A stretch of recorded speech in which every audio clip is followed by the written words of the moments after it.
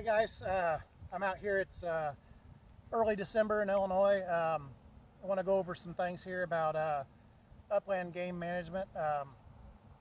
As you can see behind me, that big hump of dirt there was a really dense, thick hedgerow, Osage orange. A lot of wildlife seems to live in there, but over the past few years, it's been diminishing. We got a lot of greedy farmers around here that just want that extra couple feet of ground and a couple bushels per acre. I'm going to go over some stuff with you about why they were planted and what the use of them were back in the day. But what I wanted to do was I wanted to show you that how quickly that can be removed. That's probably 150 years of trees that was removed in less than 2 weeks. Right here behind me, all you can see is this big mound of dirt where that hedgerow once was. And then I want to show you across the street here. First of all, if you've never been to Illinois in the late fall, early winter, we have some beautiful sunsets. That's the sunset over there. A lot of good things about Illinois, and there's a lot of bad things. Most of the bad things have to do with Chicago sucking the money out of downstate Illinois. But that's another video. If you can look behind you there, that's a hedgerow there that's a lot younger than the one that they had just taken out. So that one there probably is about 50 years old. The one behind me was a very dense hedgerow. Probably lost a lot of wildlife when that one got taken out. But as you can see, they just took 150 years out in less than 2 weeks. I'm gonna run down here. We got some permission from the property owner to do some upland game management here. I'm gonna take you down there now. We're gonna show you some things that you can do just with some ordinary items, some things you pick up around the place to help out with the upland game management. So we're gonna stop here. We're gonna head on down the way there. We got a landowner down there that's expecting us before nightfall. So I want to get down there and do this before he wonders what the heck we're doing out there. So let's get in the truck and go.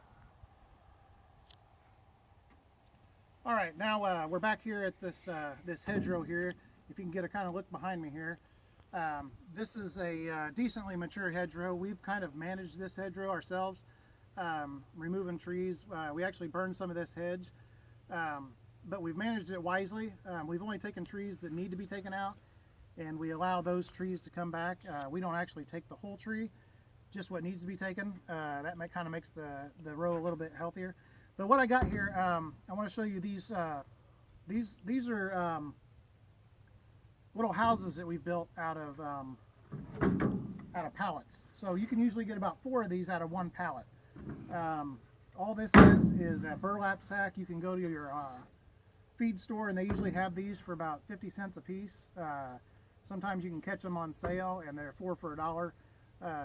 Great things to have around just to use for anything. We use them for corn. We pick up for some of the animals around home, but walnuts or whatever you want in there that you don't want to, you want to be able to have it breathe. But also the good thing about it is that's biodegradable. So are these pallets. These are going to rot eventually. You're not doing any harm to the environment. But what you do with these, you set these out in the hedgerows here, and this allows for the grass and the briars to kind of grow up around them in the spring, and it gives the rabbits, pheasants, and quail a place to safe harbor without the risk of being eaten before they've went through their gestation period. So what I'm going to do is I'm going to take you back down this hedgerow here. We got 4 of them we're going to put out today. We put out various amounts throughout the year whenever we can get time to make these. Anytime you can do it is good because you are helping. Anytime you can get one out there, you're helping something survive. You know, if you got one rabbit that just survives, you know, and they have a couple litters a year, that does an enormous amount to the population. So we're going to stop for a minute, and we're going to head on down the way there. I'll show you how to set one of these into the hedgerow so it's out of the way and it's not getting anybody else's way, farmers, what have you. You want to stay farmer friendly, even though they are the culprit for the reduction of upland game in this area. But we got to work with them side and side. So we're going to walk down here, and I'm going to show you what to do with one of these.